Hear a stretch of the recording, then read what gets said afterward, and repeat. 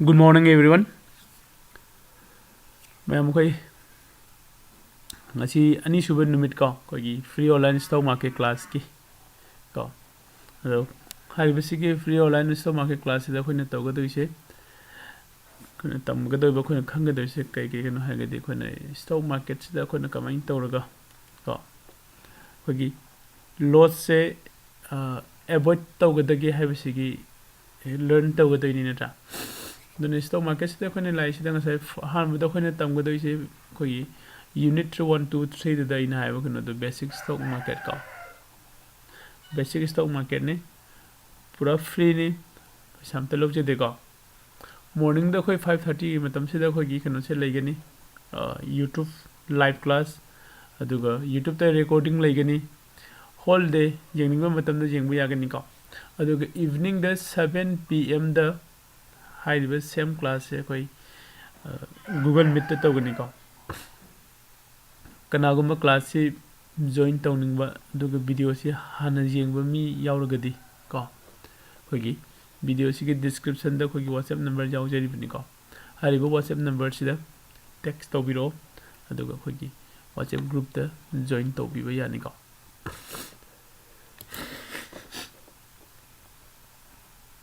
khoi module 1 module 2 module 3 to haribo se hom sine khoina basic stock market class ta khon taw da ise aduga mara khoina taw gi ta khogi se khoina stock market ta entry low ba matam da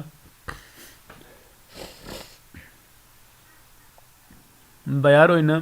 entry low ba natraga seller oina entry low ba matang ba yau gare ka ai sarok pa ma repeat tarom ge stock market hai basi market amani hariba market se khogi normal market te lai smaina buyer seller lai gani tawdabu hariba sigi market sida koina buy sell tawgadori se shares ne shares sai se karino hagadi company amagi magi ko capital do yamna apik pa equal unit ta divide tawraga semukpa ko unit ne hariba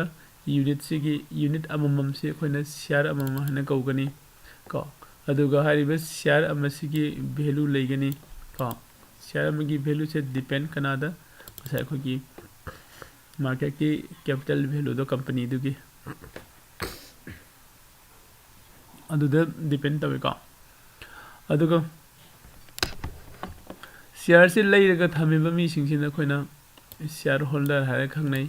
ko share se koi long term de lo bajai natraga short term de lo bajai long term de lo matam da koi 5 years 10 years ko 15 years ko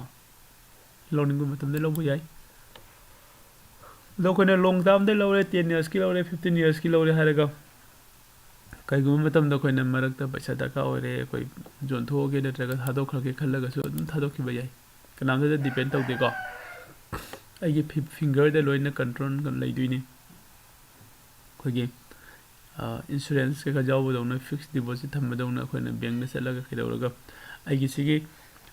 policy se si tawjege haibedo adana hairugo do na te ko aigi finger de lege doini loina ko adi matung da ngara khoi position and holding si jengere ko masidi sigi position and holding se si Zerodha account open tawraga jenghange sida leire ko holding si holding ni si holding sida leiri se ngasai nangi long term gi lawrga thamba makai do sida leigani ko aduga position sina kari leigani khogi nangi hoji nang trade taw ko intraday natraga swing trade taw gi khogi position sing do sida leigani ko apama matam da nangna sell taw yani apama matam da buy taw yani tawbudabu hai riba kano se khoina market over do ga do ko sagi market ki khogi time did Monday to Friday 9:15 to 3:30 except general holiday ko trade and trading trade or trading trade to buna trading to ba hai se kari no har kanda trade hai se buy share natraga sell share ko share ma ina lawre khala se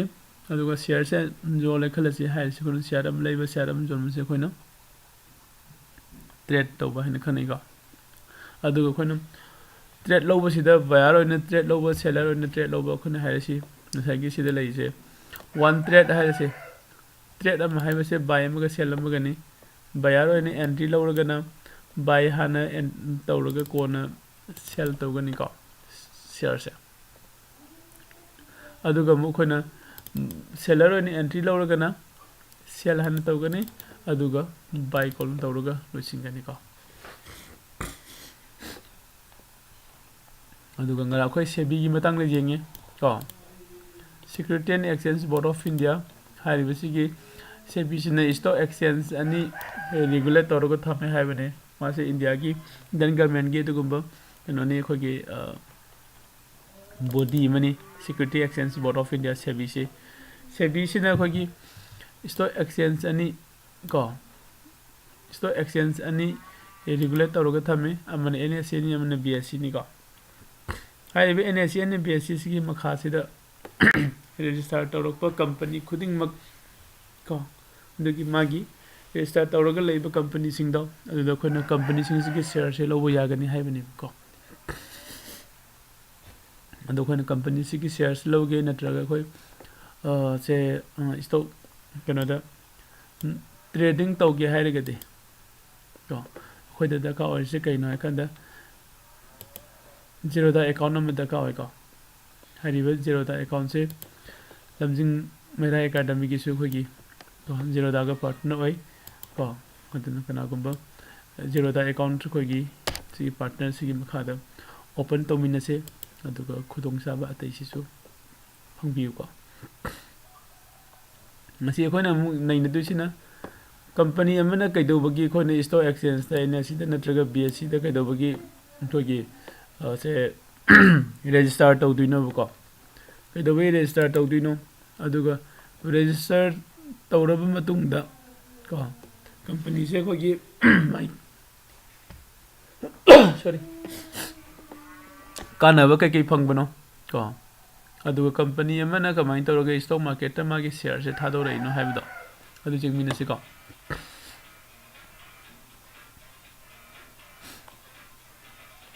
Zomato ꯍꯥꯏꯅ company ꯑꯃ ꯑꯩꯈꯣꯏ example ꯂꯧꯁꯤ ꯍꯥꯏꯔꯤꯕ ꯖꯣꯃꯥꯇꯣꯁꯤ ꯀꯣ ꯃꯥꯒꯤ ꯀꯝꯄꯅꯤꯁꯦ ꯑꯦꯕ꯭ꯔꯣꯗꯇ expand ꯇꯧꯅꯤꯡꯉꯦ ꯈꯜꯂꯁꯤ ꯀꯣ ꯑꯦꯕ꯭ꯔꯣꯗꯇ expand ꯇꯧꯅꯤꯡꯉꯦ ꯐꯟ ꯃꯌꯥꯝ ꯑꯃ ꯗꯔꯀꯥꯔ ꯑꯣꯏ ꯏꯟ ꯇꯥꯔꯝꯁ ꯑꯣꯐ ꯀꯔꯣꯔꯗꯅꯤ ꯀꯣ ꯍꯥꯏꯔꯤꯕꯁꯤꯒꯤ ꯀꯩꯅꯣꯁꯤꯗ ꯖꯣꯃꯥꯇꯣꯁꯤ ꯐꯟꯁꯦ ꯗꯔꯀꯥꯔ ꯑꯣꯏꯔꯦ ꯐꯟꯁꯦ ꯃꯥ ꯄꯥꯕ꯭ꯂꯤꯛꯇꯒꯤ ꯈꯣꯝꯒꯠꯄ ꯌꯥꯕꯒꯤ ꯀꯣ ꯈꯨꯗꯣꯡꯆꯥꯕ ꯑꯃꯗꯤ ꯂꯩ ꯇꯧꯕꯇꯕꯨ ꯗꯥꯏꯔꯦꯛ ꯑꯣꯏꯅ ꯍꯦꯛꯇ ꯄꯥꯕ꯭ꯂꯤꯛꯇꯒꯤ ꯈꯣꯝꯕꯗꯤ ꯌꯥꯗꯦꯀꯣ ꯑꯗꯨꯗ ꯗꯥꯏꯔꯦꯛ ꯑꯣꯏꯅ ꯄꯥꯕ꯭ꯂꯤꯛꯇꯒꯤ ꯈꯣꯝꯕ ꯌꯥꯗꯦ ꯑꯗꯣ ꯈꯣꯝꯕ ꯍꯥꯏꯗꯤ ꯄꯥꯕ꯭ꯂꯤꯛꯇꯒꯤ ꯂꯧꯈꯠꯄ ꯌꯥꯕꯒꯤ ꯈꯨꯗꯣꯡꯆꯥꯕ ꯑꯃꯗꯤ ꯂꯩ ꯍꯥꯏꯁꯤ ꯀꯗꯥꯏꯗꯅꯣ ꯍꯥꯏꯀꯥꯟꯗ ꯖꯣꯃꯥꯇꯣꯁꯤꯅ ꯏꯁꯇꯣꯛ ꯑꯦꯛꯁꯆꯦꯟꯖꯇ ꯃꯥꯁꯦ ꯔꯦꯖꯤꯁꯇꯥꯔ ꯇꯧꯁꯤꯜꯂꯕꯀꯣ ꯏꯁꯇꯣꯛ ꯑꯦꯛꯁꯆꯦꯟꯖꯇ ꯔꯦꯖꯤꯁꯇꯥꯔ ꯇꯧꯔꯕ ꯃꯇꯨꯡꯗ ꯃꯥꯒꯤ ꯁꯤꯌꯔꯁꯦ ꯑꯩꯈꯣꯏꯒꯤ ꯀꯩꯅꯣꯗ ꯁꯤꯌꯔ ꯃꯥꯔꯀꯦꯠꯇ ꯀꯣ ꯁꯦꯜ ꯇꯧꯊꯣꯛꯄ ꯃꯥꯒꯤ ꯁꯤꯌꯔꯁꯦ ꯁꯤꯌꯔ ꯃꯥꯔꯀꯦꯠꯇ ꯁꯦꯜ ꯇꯧꯔꯛꯄꯗ ꯀꯩꯗꯧꯅꯤ ꯍꯥꯏ ꯀꯥꯟꯗ ꯂꯩꯔꯤꯕ ꯏꯟꯚꯦꯁꯇꯔ ꯃꯌꯥꯝꯁꯤꯅ ꯃꯥꯒꯤ ꯁꯤꯌꯔꯁꯦ ꯂꯩꯗꯣꯏꯅꯦꯕ ꯀꯣ ꯂꯩꯔꯅꯤ ꯑꯗꯨꯒ ꯀꯩꯅꯣꯗ ꯑꯩꯈꯣꯏꯒꯤ ꯀꯩꯅꯣꯗ ꯏꯁꯇꯣꯛ ꯃꯥꯔꯀꯦꯠꯇ ꯉꯁꯥꯏꯒꯤ ꯃꯥꯒꯤ ꯁꯤꯌꯔꯁꯦ ꯂꯥꯛꯑꯕꯅꯤꯅ ꯏꯟꯚꯦꯁꯇꯔ ꯃꯌꯥꯝꯁꯤꯅ ꯈꯔꯅ ꯕꯥꯏ ꯇꯧꯔꯅꯤ ꯈꯔꯅ ꯁꯦꯜ ꯇꯧꯔꯅꯤ ꯁꯨꯃꯥꯏꯅ ꯇꯧꯔꯒ ꯃꯥꯒꯤ ꯖꯣꯃꯥꯇꯣꯒꯤ ꯁꯤꯌꯔꯁꯤꯡꯁꯦ ꯏꯁꯇꯣꯛ ꯃꯥꯔꯀꯦꯠꯀꯤ ꯃꯅꯨꯡꯗ ꯆꯪꯉꯛꯇꯣꯏꯅꯦꯕꯀꯣ ꯍꯥꯏꯔꯤꯕ ꯁꯤ ꯀꯟꯗꯤꯁꯟꯁꯤꯗ ꯖꯣꯃꯥꯇꯣꯅ ꯀꯔꯤ ꯀꯥꯟꯅꯔꯤꯅꯣ ꯀꯣ ꯑꯗꯨꯒ ꯏꯟꯚꯦꯁꯇꯔꯁꯤꯡ ꯁꯤꯌꯔ ꯂꯧꯔꯤꯁꯤꯡꯅ ꯀꯔꯤ ꯀꯥꯟꯅꯔꯤꯅꯣ ꯍꯥꯏꯔꯒꯗꯤ ꯖꯣꯃꯥꯇꯣꯁꯤꯅ ꯀꯥꯟꯅꯩꯁꯦ ꯃꯥꯅ ꯉꯁꯥꯏꯒꯤ ꯑꯦꯕ꯭ꯔꯣꯗꯇ ꯑꯦꯛꯁꯄꯥꯟ ꯇꯧꯅꯤꯡꯕꯗꯣ ꯃꯥꯏ ꯀꯝꯄꯅꯤ ꯀꯣ ꯑꯗꯨ ꯄꯩꯁా ꯂꯩꯔꯝꯗꯕꯗꯣ ꯄꯩꯁꯥꯗꯨ ꯃꯌꯥꯝꯗꯒꯤ ꯀꯂꯦꯛ ꯇꯧꯔꯒ ꯃꯥ ꯐꯪꯉꯅꯤ ꯀꯣ ꯄꯥꯕ꯭ꯂꯤꯛꯇꯅ ꯀꯔꯤ ꯀꯥꯟꯅꯗꯣꯏꯅꯣ ꯏꯟꯚꯦꯁꯇꯔꯗ ꯀꯔꯤ ꯀꯥꯟꯅꯗꯣꯏꯅꯣ ꯍꯥꯏꯗꯤ ꯏꯟꯚꯦꯁꯇꯔꯗꯅ ꯉꯁꯥꯏꯒꯤ ꯖꯣꯃꯥꯇꯣꯗ ꯃꯥꯅ ꯄꯤꯒꯔꯤꯕ ꯄꯩꯁꯥꯗꯣ ꯀꯣ ꯑꯗꯨꯒꯤ ꯃꯍꯨꯠꯇ ꯀꯣ ꯑꯩꯈꯣꯏꯗ ꯖꯣꯃꯥꯇꯣꯒꯤ ꯁꯤꯌꯔꯁꯇꯣ ꯐꯪꯍꯧꯒꯅꯦꯕꯀꯣ ꯑꯗꯣ ꯍꯌꯦꯡ ꯖꯣꯃꯥꯇꯣꯒꯤ ꯁꯤꯌꯔꯁꯦ ꯁꯄꯣꯁ ꯉꯁꯥꯏꯅ ꯂꯨꯄꯥ 100ꯗ ꯂꯩꯕꯁꯦ ꯅꯨꯃꯤꯠ ꯈꯔꯅꯤꯒꯤ ꯃꯇꯨꯡꯗ ꯆꯥꯝꯃꯒ ꯍꯥꯏꯗꯤ 110 120 ꯌꯧꯔꯦ ꯈꯜꯂꯁꯤ 10 ꯔꯨꯄꯤꯁ 20 ꯔꯨꯄꯤꯁꯇꯣ ꯑꯩꯈꯣꯏꯒꯤ ꯀꯩꯅꯣꯅꯤꯀꯣ ꯄ꯭ꯔꯣꯐꯤꯠ ꯑꯣꯏꯗꯣꯏꯅꯤ ꯌꯥꯏꯀꯣ ꯑꯣꯀꯦ ꯁꯦ ꯁꯄꯣꯁ ꯁꯤꯗ ꯑꯦꯛꯖꯥꯝꯄꯜ ꯄꯤꯔꯝꯃꯤꯁꯤ ꯀꯣ ꯑꯗꯨ ꯑꯩꯈꯣꯏꯅ ꯀꯝꯄꯅꯤ ꯑꯃꯗ ꯁꯦ ꯁꯄꯣꯁ ꯖꯣꯃꯥꯇꯣꯗ ꯍꯥꯏꯔꯁꯤ ꯖꯣꯃꯥꯇꯣꯗ ꯑꯩꯈꯣꯏꯅ ꯃꯥꯒꯤ ꯀꯩꯅꯣꯁꯦ ꯂꯩꯒꯦ ꯈꯜꯂꯁꯤ ꯁꯤꯌꯔꯁꯦ ꯀꯣ ꯖꯣꯃꯥꯇꯣꯗ ꯑꯩꯈꯣꯏꯅ ꯁꯤꯌꯔꯁꯦ ꯂꯩꯒꯦ ꯍꯥꯏꯅ ꯍꯥꯏꯗꯤ ꯂꯧꯔꯒ ꯏꯟꯚꯦꯁ ꯇꯧꯒꯦꯅ ꯈꯜꯂꯛꯄ ꯃꯇꯝꯁꯤꯗ ꯑꯩꯈꯣꯏꯗ ꯈꯪꯗꯕ ꯌꯥꯗꯕ ꯈꯔ ꯂꯩꯀꯣ ꯈꯪꯗꯕ ꯌꯥꯗꯕꯁꯤꯡꯁꯦ ꯀꯔꯤꯅꯣ ꯍꯥꯏꯔꯒꯗꯤ ꯖꯣꯃꯥꯇꯣ ꯍꯥꯏꯔꯤꯕ ꯀꯝꯄꯅꯤꯁꯦ ꯀꯔꯤ ꯀꯝꯄꯅꯤꯅꯣ ꯀꯣ ꯑꯗꯩꯗꯤ ꯀꯔꯤꯗ ꯕꯦꯁ ꯇꯧꯕ ꯀꯝꯄꯅꯤꯅꯣ ꯀꯌꯥꯝ ꯀꯨꯏꯔꯕ ꯀꯝꯄꯅꯤꯅꯣ ꯀꯣ ꯁꯨꯝꯕꯒꯨꯝꯕ ꯃꯌꯥꯝ ꯑꯃ ꯈꯪꯗꯕ ꯌꯥꯗꯕ ꯀꯣ ꯈꯔ ꯂꯩꯔꯤ ꯍꯥꯏꯔꯤꯕꯁꯤꯡꯁꯦ ꯑꯩꯈꯣꯏꯅ ꯖꯣꯃꯥꯇꯣꯒꯤ ꯃꯔꯝꯗ ꯑꯩꯈꯣꯏꯅ ꯅꯩꯅꯔꯛꯄ ꯀꯩꯅꯣꯁꯤꯡꯁꯦ ꯁꯤ ꯑꯩꯈꯣꯏꯅ ꯀꯔꯤ ꯀꯧꯒꯦ ꯍꯥꯏ ꯀꯥꯟꯗ ꯀꯩꯅꯣ ꯍꯥꯏꯔ ꯈꯪꯅꯩꯀꯣ ꯁꯦ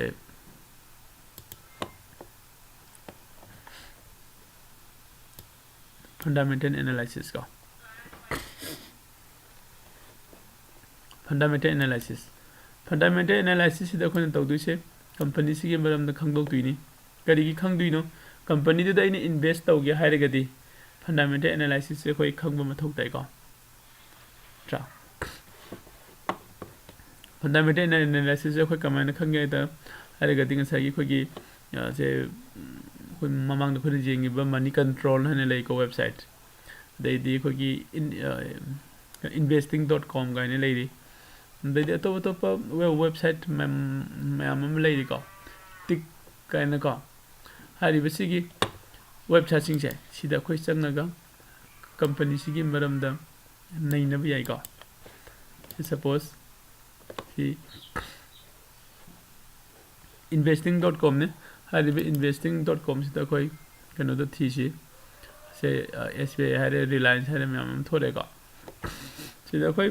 ꯖꯣꯃꯥꯇꯣꯁꯨ ꯊꯤꯕ ꯌꯥꯏꯀꯣ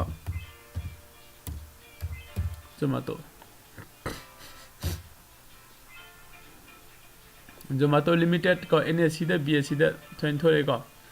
ꯖꯣꯃꯥꯇꯣ ꯂꯤꯃꯤꯇꯦꯠ NSCꯗ BSCꯗ ꯑꯩꯅ ꯊꯣꯛꯂꯛꯏꯁꯦ ꯀꯩꯅꯣ ꯍꯥꯏꯔꯒꯗꯤ NSCꯁꯦ ꯃꯥꯁꯦ ꯍꯥꯏꯔꯤꯕ ꯖꯣꯃꯥꯇꯣꯁꯦ NSCꯗꯁꯨ ꯍꯥꯏꯗꯤ ꯁ꯭ꯇꯣꯛ ꯑꯦꯛꯁꯆꯦꯟꯖ ꯑꯅꯤꯃꯛꯇ ꯃꯥꯁꯦ ꯔꯦꯖꯤꯁꯇꯔ ꯇꯧꯋꯦ ꯍꯥꯏꯕ ꯌꯥꯏꯀꯣ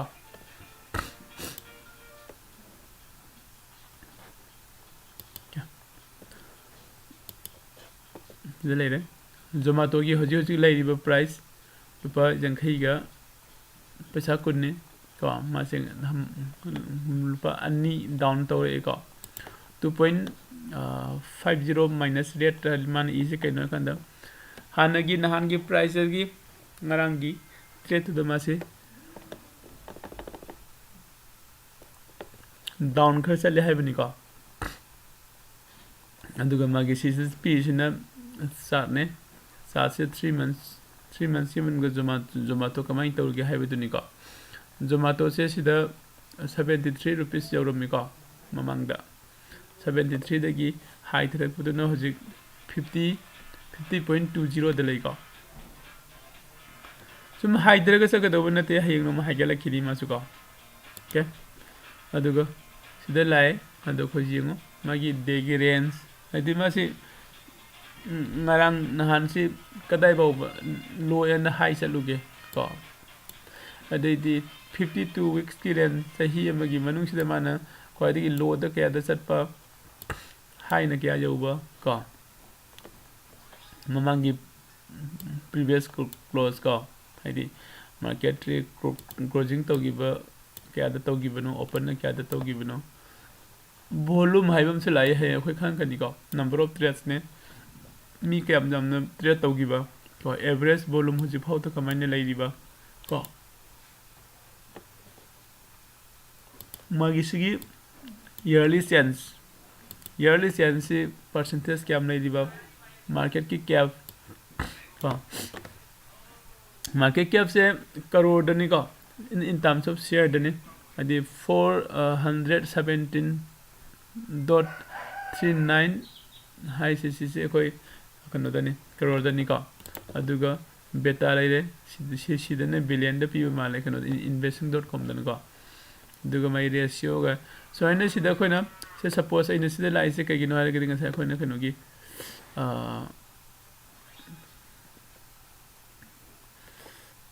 करीबा अखोगी से फंडामेंटल एनालिसिस को फंडामेंटल एनालिसिस है करीनो है ताको लापनी को फंडामेंटल एनालिसिस है कहीं तो कंपनी दुगी मरम द अखोइना नैनबदो अखोइ फंडामेंटल एनालिसिस होइदो को कंपनी से क्या कुइरब कंपनी नो कंपनी से करम्बा कनो द करीदा बेस तौरगा वर्क तौबनो कंपनी से growth कमाइन तौरिबा yearly on masi haidra haigala ibra sigumba mayam ama khoina nainaraga ko jing mase khoina fundamental analysis ko ko okay adum fundamental analysis me leire sida khoina equity gi market trade tauba haiba mulai ko sa khoina long term haibdo mang de lakhibdo long term natraga MIS is intraday ne को अदु सिदा कोइना long term द trade लौबा नत्रगे MIS द trade लौबा ने लई आई सिदा कोइ जेरोदा द लाके को जेरोदा द संगे जेरोदा द कोइना चंग कंद से सपोज तो आई सिदा जेरोदा द लई सिदा ngасai कोइना हाइजे गिबदो सिना पोजीशन लई रे सिना होल्डिंग लई रे को तो पमना सिदा फन लई रे फन सिदा आई युजि फन त याउदे को अकाउंट सी कोइना फन एड तब यागनी सिदा संगगा को सिदा फन एड तब मतमदा अइना एड तगदो अमाउंट सिदा इगनी को अदुगा आगी प्राइमरी बैंक नि सिदा थोइसे को अदुगा मु सिदा नंगी UPI एड्रेस पेटीएम ओगना पेटीएम की UPI एड्रेस ओगनी अदुगा नंगी नो ओरगना खगी से GPay ओरगना GPay की UPI ID दो ओगनी को तो कंटिन्यू तौर कांदा पिया कनो जे नंगी फन हाबसिन बा यागनी को फन से हाबा मतुंग द कइदौने काना सिदा खोगी 1 2 3 4 ने लेसे से खोइना वॉच लिस्ट साइना खंगनि को हाइबा सिगी वॉच लिस्ट से सिदा चंगगा अइना खंगनिंग बा अइना अपाम्बा कंपनी से सपोज आइडिया हाइसे आइडिया से एतोक्सिले को अतोप मना एयरटेल से एत तौरे खलसिबा को एयरटेल को एयरटेल भारती एयरटेल से एत तौरे को ओके सिगे ने आइडिया नत्रगे एयरटेल से दैसे ट्रेड लौनिंग सपोज आई आइडिया द ट्रेड लौनिंग ट्रेड एयरटेल द लौनिंग एयरटेल द ट्रेड लौ मतम सिदा असागी सिगी एयरटेल सिदा इन माउस ओवर तौरग थोर सिदा उसे कनो से ऊपर में एयरटेल सिदा माउस ओवर तौ मतम द बाय हाइबम थोई सेल हाइबम थोई को मार्केट डेफ हाइबम थोरई अदुगा चार्ट को चार्ट हाइबम थोई चार्ट से कइनो कांद मागी मार्केट की प्राइस को एयरटेल की प्राइस है कमाइन तौरगा लेरिगे हुजिक मथलोम न कारिब्रा मखराम न कुमिब्रा को माय प्राइस कदाय दे लेगे है सिना शो तौगनी को ओके जेरोदा अकाउंट ने सिदा लेरिबो कनो सिना कोना पॉपअप चार्ट से क्लिक तौर कांदा को सना फुल ओना स्क्रीन जे फुल स्क्रीन दे लाना बैनी को ओके हजे जे लेरिबा कनो से एयरटेल से हमना मखादा डाउन चलगा लेरि को डाउन चलगा लेरि अदो मसे कदाइदन माना पल्लगा लेरि से कांदा सिदा मागी सपोर्ट जोन चबम लेरि को सिगी सपोर्ट जोन से सिदा मासे हजे से को यमसी ओके सुमाइना कोइना एयरटेल से तारगा सिदा सपोर्ट जोन नमदा ngaga लेरि सिदै थुकायरगदि मखादा कुमगे हाइदिनि कदाबा कुमदिनो सयबा कुमगे बयाय सयबा हाइबदि मींस 717 सयबा मासे तारको याबि चांसेस लै हजिक 11 से तारगदि हजिक अइन हजिक हाइ गइसे कइनो टेक्निकल एनालिसिस ने तो टेक्निकल एनालिसिस से हाइ हाइरगदि कैंडल सिदा लाइरिबा रेड ग्रीन मैम से रीड तौबा हाइगदमने तो सिदा लाइरिबा रेड ग्रीन मैम से ने खोइना कैंडल स्टिक हाइन खलाक्तुइसे को अदो ngasi gi ओइनदि हाइरिबसि क्लास सिदा यौदरि को नेक्स्ट की क्लास द जेंगसि को अदुगा अइन हजिक लाइसिन कइनो कन सिगी एयरटेल से मागी हजिक प्राइस है 765 रुपीस त लेइबो को अदो अइन सिगी 765 से अइन खलेबे सिदी हानसु याम वांगना कारमे को हानसु मासे कारमे से कदाइ बाउनो फना वांगना कारमे से suppose सिबोदि कारमे Sibo karami masiko. Adudi handang sida haigalak ko matanama sidi jawgani means hojik 760 dagi haigalak pada 860 jawni 100 rupees ki point se lawba yani matam khara thamaga ko tha khara thamaga jingsira to natraga numit kharni natraga na adi pura year 10 se lawrga sum thamgar se hayeng year 10 se nomadi 1000 2000 3000 se soidana jawrakani hane khallagadi ko year 10 se da khoi changaga buy tawba yani buy kada dei tawba year 10 aduga mouse over to kan b sida click tawbiro ko sida thore sa koina NSE aduga BSE haibdo stock exchange ani Bombay Stock Exchange aduga National Stock Exchange ko sidana Bombay Stock Exchange leire sidana National Stock Exchange leire aina lallo dawri ba ngasai gi bharti Airtel gi khogi kano se stock se share se karamba market gi pambano akoina apamba market gi low bujai ba ko koina apamba market gi low bujai market ani se ngasai koina ada yengi batuni sai stock exchange ani do Bombay Stock Exchange aduga National Stock Exchange ko sida koina choice fangan ko adugi matung da makha da sida regular de lowrani koina long term da lakhe haragadi ko regular de lowre aduga sina mai quantity ni regular hai kan sida tik tore ko sida intraday day trading ni MIS ani lai se sida choi lake the long term sida ne click tore matung da ai quantity igani ko si long term natraga mobile da na khoina CNC gaina urum bai ko cash and carry haibune ko okay si lowre adi matung da nang price and market ta gi low bujai market ta gi phangdraga na khoina limit ta thamma kan aini lowning ba maman du da id se 760 ga 5 se khara tangman gare sidai kitang high da ga low ga su sidai na set tawba ya gani ko kai tawraga ina masai gi sida buy tawra kan low gi ba ya ko ado hojik ti low ya gi roi kari gi no haire gadi market order na te ko market order 9:15 to 3:30 ko gi trading session hour se sida koina low gudam ne yai ko ado sida na quantity se ya pa mani ai quantity se ina 100 low gi khalo 100 quantity se low gi haire gadi quantity se 100 quantity low gi haire gadi sida 100 quantity iba yai ado 100 quantity se gi amount ko aina pige da amount na sida laire ko 76,570 ko quantity ama khaktang low gi haire gadi ko adu de isida jeng da su sida dum ure na tra aina pami se sisine ko adu aina quantity 10 low gi haire ga su sida laire ko 7,657 ko sai tawra ga ina sida buy tawba jai sida buy tawra matung da hairi basigi 10 quantity se ko kada de lakani ai gi position manung da lakrani nong magi na aina leiba numit gi na sida position da lakani position da leiraba matung da khogi next day da holding da sakhiduini ado position da leiring ai sida profit laga di aina nasi dum thado khage hana aina sell tok thogi buse ai ke su kai de ko position ge sell to bose akoni any time da khoi sell to bojai aduga position da gi holding da sang garga di sell to bogi process se kitang khak sangi ko magi t pin hangakani mobile OTP hangakani ko mayam se loina kanu piraba matungda ko mayam se loina piraba matungda kano ta tawduni khoina asagi holding da ise thadok tuini kai ko kari gino hadi agi holding de la laiba kano do fajana sell taw thoi do kana ai isamak oibra have to check tawini ko tipin haiba malai aduga topa mana mobile OTP ai holding de lai riba share se ina sell taw thoke khalagadi ani makse daka organic ko ado ngasai khoi kano sidang lakse bharti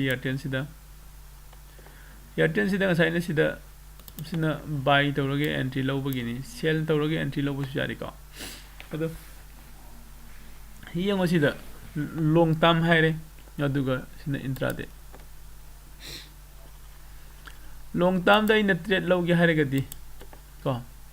long term da ina trade loge haragadi 765 ko 765 rupees se EP da ka ore intraday da loge haragadi lupa chamaga jankhai humdoi 153 ani se karino hai kanda ani si khena base karino haragadi ani si khena base karino haragadi ko ani si khena base khoina long term da trade lo basina ko aina lori ba share se aigi oirabni ba ownership aigi ni aina sell tawdri ba aigi oiga doini ko aduga intraday da lo basina kanone kogi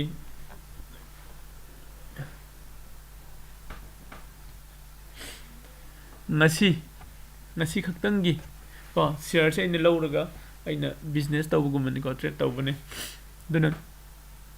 ngasi aina sida intraday da trade lawba matamda ko 765 ki muhutta 153 piraga ko trade lawba yagani ko 153 piraga ko na trade lawri se sisida ai profit phangba yai aduga loss oiba yai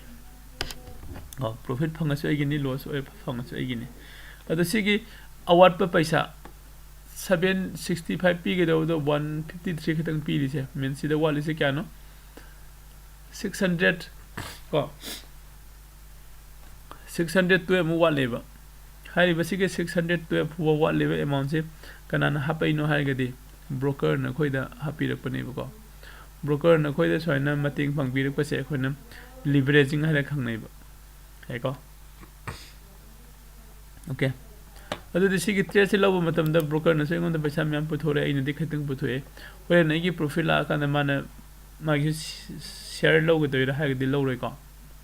manga so agini tonga so agini broker di just sebi gi matungina na gi security exchange board of india da adu gi matungina khoida mateng phang thukpa broker da hairaga panghalak pani ko leveraging ko 5x is ko yeah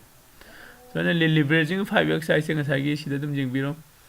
765 rupees p raga ina trade toga do budo aina MIS da lawraga di ko 153 katang p hen bane award pay amount ko 5x ki leveraging se tawraga sida leverage sign tharai se leverage se tawraga anda khoi kanona mating pangbirak pani broker na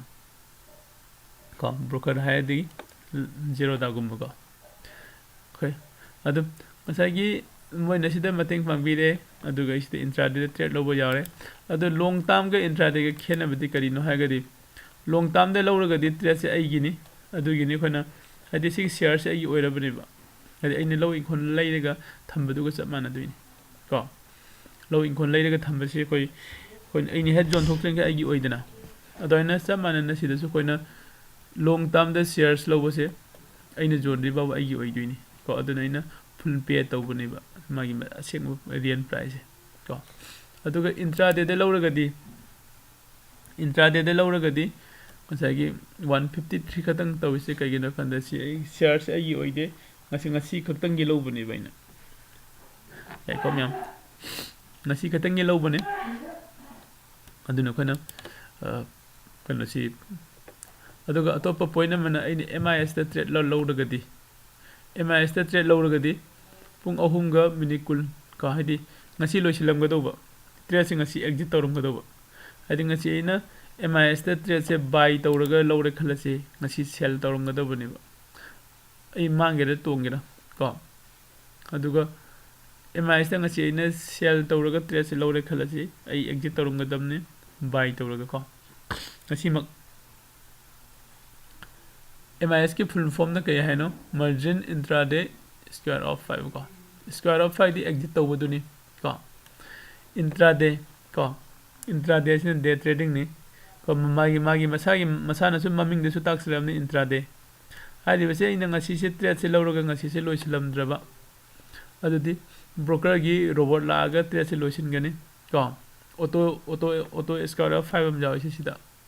का square of exit to birangani kanona ko broker na broker ne exit tꯧꯔꯝꯕꯁꯤꯗ ꯃꯣꯏꯅ charge ꯂꯧꯒꯅꯤ ꯀꯣ trade ꯑꯃ exit ꯇꯧꯕ auto exit ꯇꯧꯕ ꯃꯇꯝꯗ minimum ꯗ 56 rupees ꯂꯧꯒꯅꯤ ꯀꯣ aduna hairiba dugi 56 rupees to adu lowba khata natana karigumba matamda su koida charge so khara chauna lakpa yabagi kano chu lei de heyang khoina derivative market to options and futures the trade tawra khanda exit tawda bi thanam khanda koida charge lakpagi kano chu lei ko sida MIS ta natabada aduna khoina lowriba trade se si isana khangna ko exit tawramba aduna kwaidagi best ni ko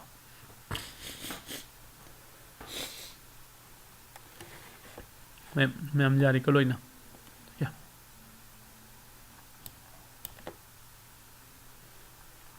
दुखैना असागी सिदा bye and sell लाइरे को buy sell buyer ओइना लागदी buy तौरगे entry लौगनी को seller ओइना लागना cell तौरगे entry लौबो याय को अदुगा तोपमना मार्केट डेप्थ हाइबम लाइरी सिगी मार्केट डेप्थ सिने कैनो कांदा market सिदने the buyer na kyam lei riba seller na kyam lei riba hai batani ka hoje ji buyer di lei riba myam buyer si 765 ta order tara pending lei ba ka semani log ge na ka de ngarang gi kai ka si se horen hoi market ki open torok ba matam ka adu dai si gi kano se market depth ko analysis se nasimak aidum mayam da horen 9:15 to 9:30 bagi marak tu da video ma live ta lake aduga kana gumba join tawning basing join tawbiro aduga I hairi se da live ta pasan tak sake ko tu sina koi charging bam ni hai gare na tra adu sida more hai bam jauri more sida click taw matam da pin jauri pin sida koi na sida click tawraga di pin 1 pin 2 ade sini ko nifty 50 iri se pin 1 ne bank nifty iri sina pin 2 ni ko adun nang nasigi bhati airten se pin 2 da thamninga ga chu sida click taw matam da ada bhati airten la kare eko aduga ina sida nifty bank si pin 2 da thamga hana nifty bank se ina pin 2 da nam kan sanam la kare ko aduga topamna makha da kitang hairaga GTT leiri GTT kari no class ta lakhini ko ade alert aina sida trade se lawruga leiraga di alert haidi market ki up and down gi alert thamba yagani ko chart pop up the full chart open tawbagi sai sida open tawi sumaina ko adaidi fundamental analysis fundamental analysis se koina atopa da sum yam jengba yai sida isu jengba ya balai ko overview da se airten se berti airten limited ko hadi company sigi mam da nangna kana do fajana planning bado ko magi events kake leiba small case aduga news kuma kake leiba si mayam do sidagi thiba phangani ko adu magi pura information detail information hena mamutana khangge haragadi ko sida jengbiro Zerodha da su leire ko yani ko hoje magi kana se kamai leiriba forecast financial peer holding ko kai Zerodha da su loinamak kana se loinamak yawre ko kai analysis dai kai dagi loina ko share holding gi pattern ko haibadi promoter na kyam pairiba mutual fund da kyam thadariba domestic institute sing na kyam pairiba foreign institute sing na kyam pairiba aduga retain and others side people investors sing na kyam pairi ge haibada adu ni bas lais ko se khona fundamental analysis ne ko ya basic aduga pro ko mai se makhan no sida yawre ko adu hairiba mayam se khangnanaba mayam ko gi Zerodha account open tawbi se Zerodha account open tawbu matamda ko ko gi sida aisu ina mayam da haijabaduni Zerodha ga iga partner lei hairiba partner se sida ko account open tawbinaba sigi aino ji open tawriba form se mayam na fill up tawbiyo ko sigi link se ai khoi group da ko share tau jela ke ko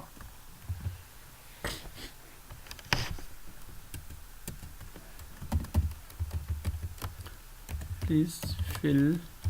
the above info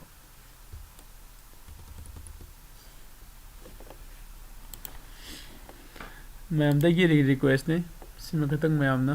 को मतिंग पंपियो